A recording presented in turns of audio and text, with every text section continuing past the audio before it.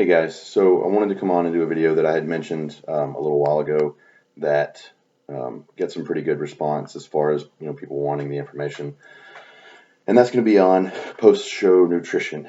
Um, so there's a few different strategies you can implement. You can also implement no strategy at all, which is a bad idea. Um, so I'm going to talk about some of those, my opinions on them, and some potential opportunities to implement those strategies, and then some considerations just on what to know going into these different phases. So the first thing that we want to talk about, it's gotten pretty common and it's got some pretty good momentum in the fitness industry. It's going to be a reverse diet. Um, Basically, it's exactly what it sounds like. So you go to a place, after your diet's over, whether that's a show or an event or just a deadline, whatever that looks like. So if you finish your diet and then you go back to a similar place as far as your macros and calories, and then you slowly titrate up from there. So that could look like 10 carbs a week, or it could be 20 carbs a week or 20 in a month, or could be anything like that. But it's going to be a very slow process, creeping the calories back up in order to um, slowly increase your metabolism without gaining very much fat. So it's not a bad way to go about things. It's really difficult to um, adhere to because after you have an event, whether it's a show or whatever, if you're dieting after that and you're as hungry as you were before, or anywhere close, or even worse sometimes, there's really not a lot to motivate you to stick with the low calories that you're on. So it's really tough to adhere to a reverse diet. Um, so that's a big negative part of it. The other bad thing about it is you're not going to make progress as far as muscle gain as much. Um, your calories staying lower and potentially still in a deficit could inhibit your ability to actually put on muscle after a show's over. So those are some of the reasons that it's a tough thing to do, or maybe not a good idea. Some of the good things about it, you are less likely to put body fat on after the show if you can stick to a reverse diet. You're going to get your calories up, and obviously in a slow process, but you're going to eventually be eating more at a lower body fat percentage. So your body composition is going to stay similar to what it was at the show. Obviously, you can't stay show lean because that's unhealthy and just really difficult to do. Um, but you are going to stay a little bit closer to that if you do a strict reverse diet, where you're very careful with increasing the calories, from there. So that's one strategy. Um, some of the times you might implement a reverse diet, definitely if you have multiple shows in a year, but they're spaced out by a little bit. So that's really you're not really finished for the year, but you're wanting to survive until the next show and also keep, a good bit of conditioning, um, and maybe put on some muscle, if you're, especially if you're an enhanced athlete. So if you have shows that are a few months apart, or a few weeks apart or whatever, you might be able to slowly add some calories in after the first show, especially if you were lean enough at that point. So that's when another time you might do it. Um, Even if you have a show the following year and it's early in the year, then a reverse diet might be the right option because you're not going to put on a ton of fat, but you're going to get your calories up to a place where eventually you can start a diet again without a bunch of excess fat.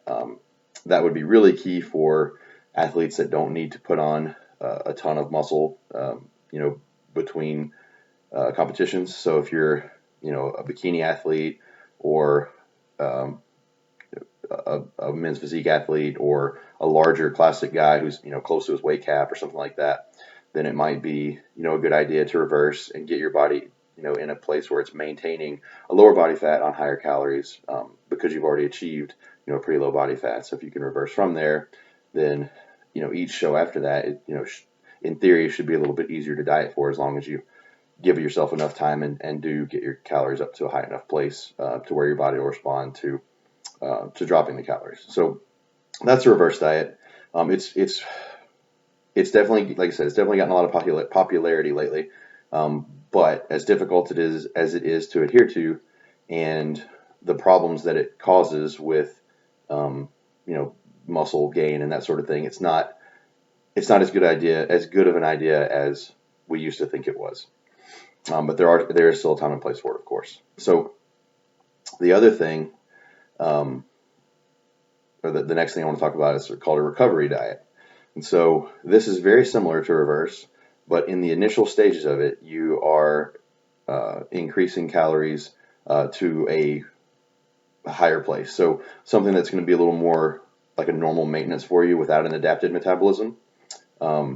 Just for reference, your metabolism, as you take food and calories away and you add cardio and that sort of thing and add work and steps and training volume, that kind of thing, your body will adapt to that, right? So if it's a survival, mechanism for your body. So as you lower your calories, your body becomes more efficient and won't burn as many calories. And so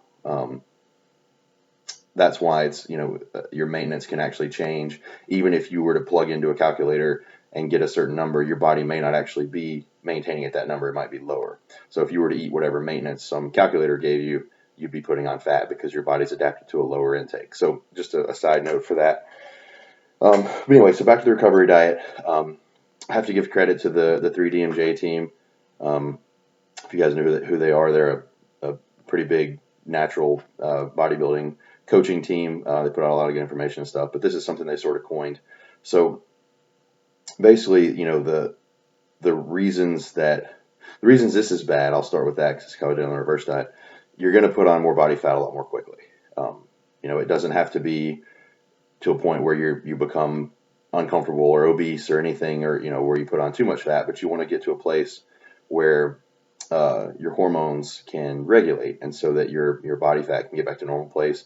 Your hunger hormones can regulate, your sex hormones can regulate, all those things that come with, or all those things that deteriorate with a lower body fat percentage and a lower calorie intake. When you go to a recovery diet and you add in more calories in the beginning, your body will recover sooner and get you to a place where you're feeling more normal, hunger is a little bit more normal, and those types of things. So that's why recovery diet is going to be a little bit better.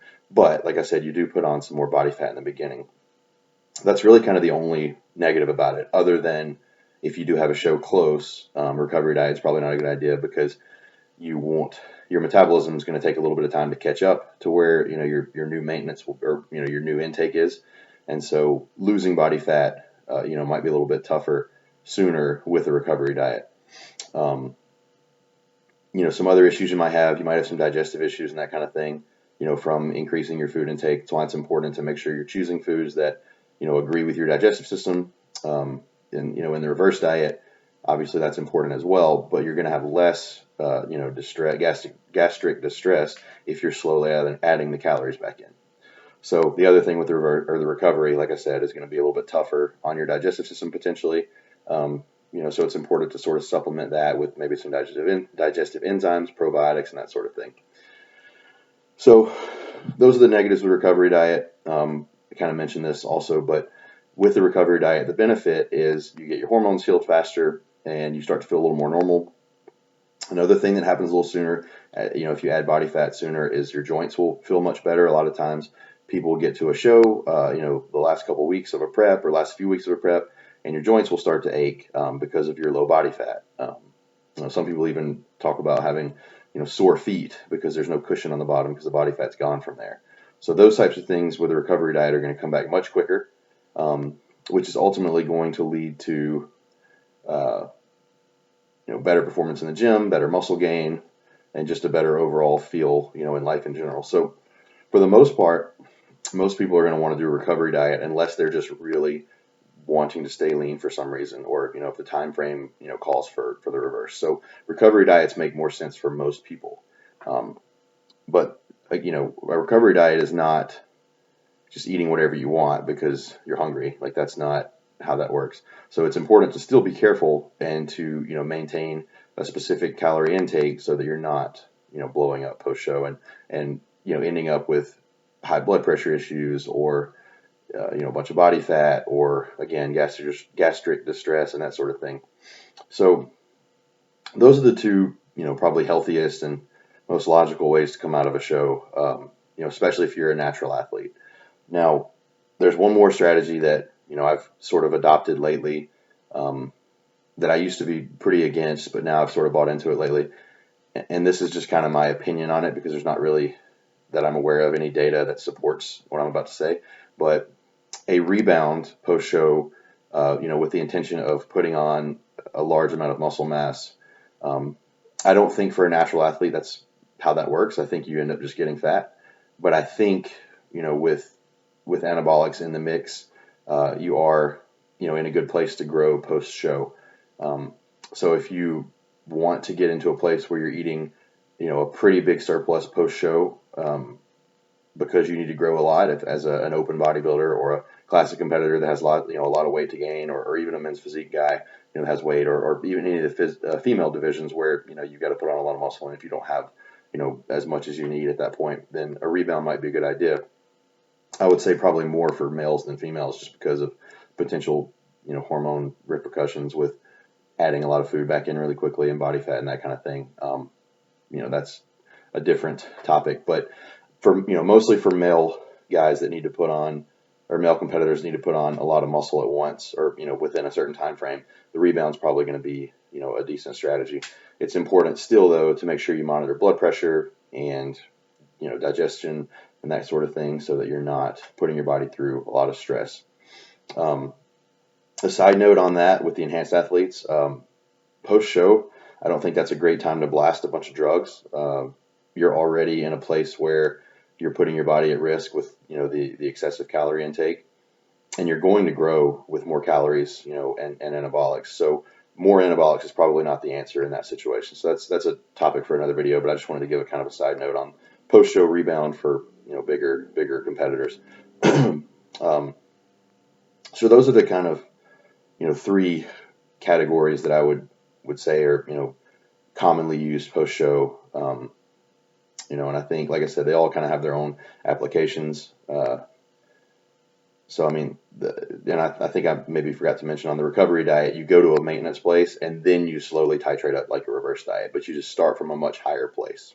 So that's kind of important. So I think I kind of forgot to mention that, but that's definitely important too. So you are still adding calories in after you do, your initial first bump post show, and then you go to a place where, you're happy with how you're growing and what your body fat's doing. So like I said, those are the three strategies. Kind of all over the place with this one, but I just wanted to put it out there because some people had, expressed some interest in the information. So comment below, message me, whatever, comment Instagram, whatever you guys want to do. But I'll be happy to answer any questions or follow up or anything like that. So I appreciate it if you guys stuck through this, and I'll see you next time.